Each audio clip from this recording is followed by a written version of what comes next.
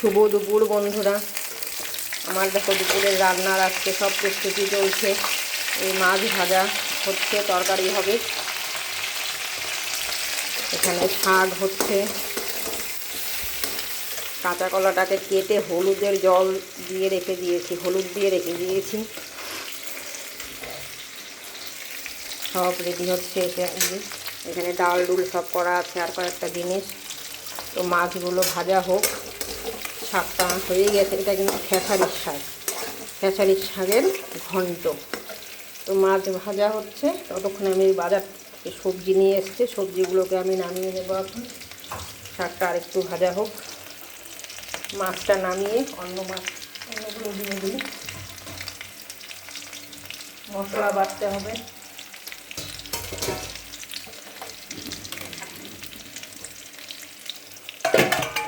আমাদের ঠান্ডার সময় না, আমরা কিন্তু আলু বেগুন দিয়ে মাছটাই আমরা খাই, মানে পাতলা করে মাছের ঝোল আলু বেগুন দিয়ে করি। ঝালও করা হয় কখনো কখনো। ভাজা হোক, ভাজা হতে হতে সবজিগুলো উঠিয়ে নিই। এই যে আলু বেগুন কাটা আছে, কেটে সব ধুয়ে জল ঝরিয়ে রেখে দিয়েছি। চলো মাছটা ভাজা হোক, আমি দেখি এখানে কী সবজি নিয়ে এসেছি। এই হলো আমাদের বাড়িতে মাটিকাড়ার হাট। সজনে চলে এসছে, সজনে ডাঁটা, এটা লঙ্কা। বাজারগুলো না নামালে হবে না। পেঁয়াজ, লাউ, লাউটা ভালোই হবে মনে হচ্ছে দেখে, কচি আছে। এখানে আদা, ফুলকপি,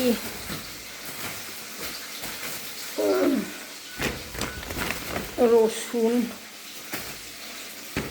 সব গুছাতে হবে এখন। কোয়াশ ব্যাগে আর কি আছে বাবা, এটা হলো মিষ্টি কুমড়ো। মিষ্টি কুমড়ো এর আগে গোটা গোটা আনতো, কিন্তু ভেতরটা না 2-3 দিনই পচা বেরিয়ে গেছিলো, এত ফেটে গেল ভেতর থেকে। পরে বলেছি গোটা আনবে না, এনে কেটে একদম ভালো করে দেখে নিয়ে আসো। গাজর,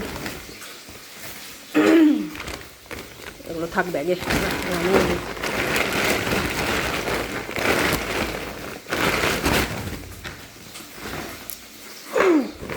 এই ব্যাগে কি এটা কি নিয়ে এসছে, এটা ভেন্ডি মনে হচ্ছে দেখে।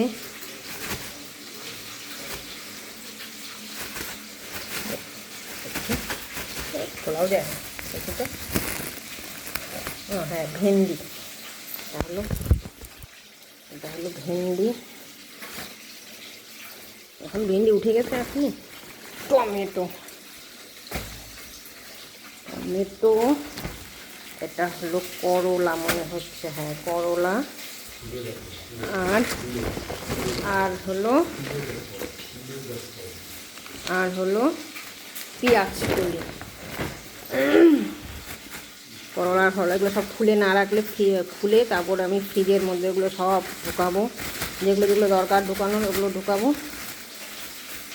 করলা প্লাস্টিক থেকে বের করে দরকার, এগুলো সব আমি ফ্রিজে ঢুকিয়ে নেব। এই হয়ে গেল আমাদের বাড়িতে ওই মাটিকাড়ার হাট বসে গেছে। ব্যাগগুলো থেকে রেখে দিয়ে আসো। ততক্ষণ মাছটাও আমার ভাজা হয়ে যাচ্ছে। এখানে আবার শীষ পালং, সেটা কাটা হয়ে গেছে। শীষ পালংটা কালকে হবে, আজকে কেটে কুটে রেখে দেওয়া হলো। মটরশুঁটি, এসে মাছও ভাজা হয়ে গেল।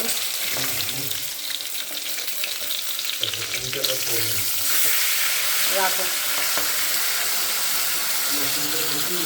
পেঁয়াজ কলি কচি আছে। মাছগুলো, ট্যাংরা মাছগুলো কিন্তু ভালো আছে।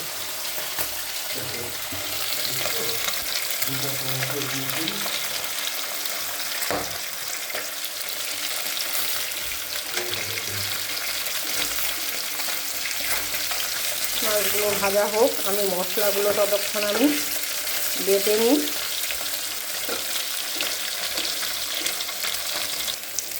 মাছগুলো ভাজা হয়ে গেছে সব। এখানে আমি তরকারিটা বসিয়ে দেবো। আর আমি সবজিগুলো সব আমি কিন্তু আলাদা ভেজে নিচ্ছি, কারণ আমার দুপুরবেলা একটু তাড়াহুড়ো লাগলে আমি দুদিকে দুটো কড়াই বসিয়ে দিই। বেগুন আলুটা আমি আলাদা কড়াইতে আমি ভেজে নেব, আর মাছ নামিয়ে এখানে আমি মাছের তরকারিটাই বসিয়ে দেবো।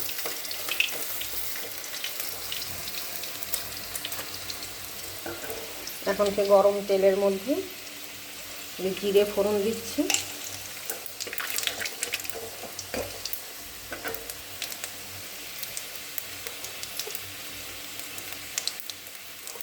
জিরাটা একটু লাল হোক। এখানে আলুতে কিন্তু অল্প হলুদ দিয়ে দিলাম, তাহলে আলুটা একটু সাদা একটু কালারটা আসবে। আলুটা ভাজা হয়ে গেছে প্রায় আলুটা, তারপরে বেগুনটা ভেজে নেব।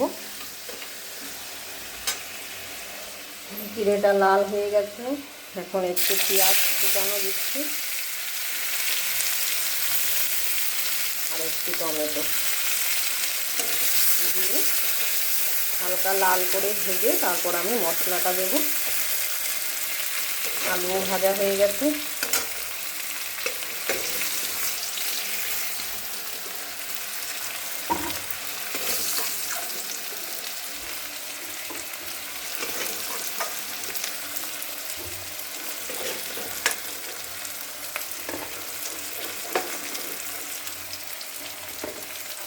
আলু ভাজার তেলের মধ্যে বেগুনগুলোও ভেজে নেব।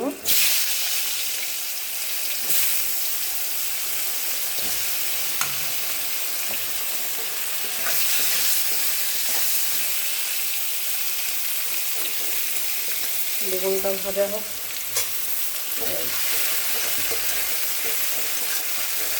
ঝালের জন্য তো লঙ্কা বেটেই নিয়েছি, কিন্তু আমি আরও কয়েকটা পরে কাঁচা লঙ্কাও দিয়ে দেবো। ঝাল না হলে তরকারিটা, আলু বেগুনের পাতলা ঝোল তো, একটু ঝাল না হলেও ভালো লাগে না।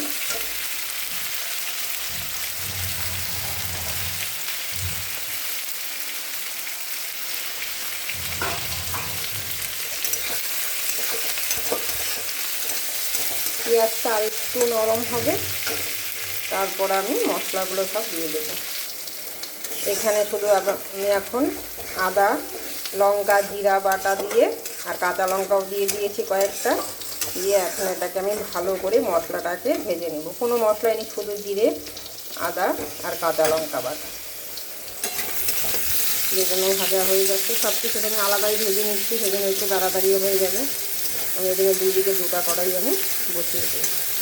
দেখুন তার একটু ভাজা হবে, মশলাটাও ভাজা হবে।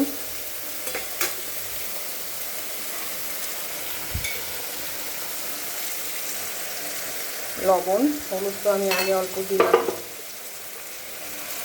এখন আরেকটু দিয়ে দিলাম।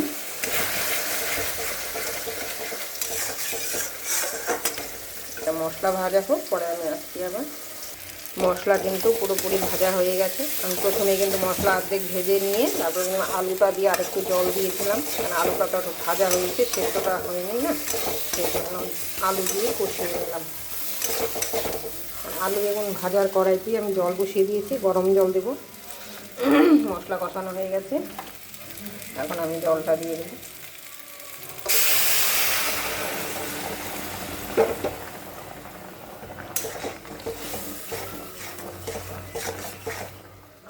জলটা ফুটে আসুক।